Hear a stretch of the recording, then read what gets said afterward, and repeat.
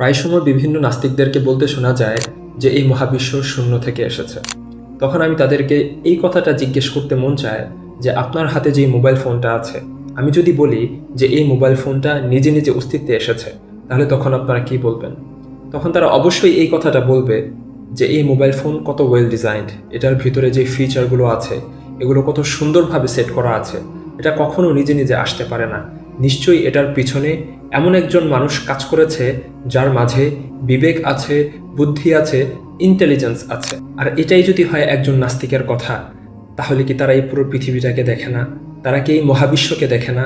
যেই মহাবিশ্ব এই ডিভাইসের চাইতে আরও কত সুন্দরভাবে পরিচালিত হচ্ছে।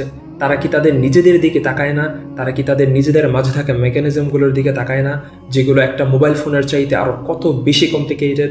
যদি একটা সাধারণ মোবাইল ফোনের জন্য একজন ডিজাইনার থাকতে হয়, একজন প্রডিউসার থাকতে হয়, তাহলে এই মোবাইল ফোনের চাইতে আরও কোটি কোটি গুণে বেশি সূক্ষ্ম সৃষ্টি এই মহাবিশ্ব, এই মানুষ জাতি, এই পশু পাখি, এগুলো তৈরি হওয়ার জন্য কি কোনো সৃষ্টিকর্তার প্রয়োজন নেই?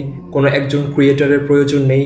যদি একটা সামান্য মোবাইল ফোন একজন ডিজাইনার ব্যতীত অস্তিত্বে আসতে না পারে, তাহলে এই পুরো মানুষ জাতি, এই পুরো মহাবিশ্ব কিভাবে কোনো একজন ক্রিয়েটর ছাড়া অস্তিত্বে আসতে পারে? এটা তো একটা কমন সেন্স, এটা তো একটা সাধারণ জ্ঞান। অথচ এই ছোট বিষয়টা অনেক নাস্তিকদের বুঝে আসে না। আল্লাহ রাব্বুল আলামিন আমাদের প্রত্যেককে এই সাধারণ বিষয়গুলো বোঝার তৌফিক দান করুন। আমিন ইয়া রাব্বাল আলামিন।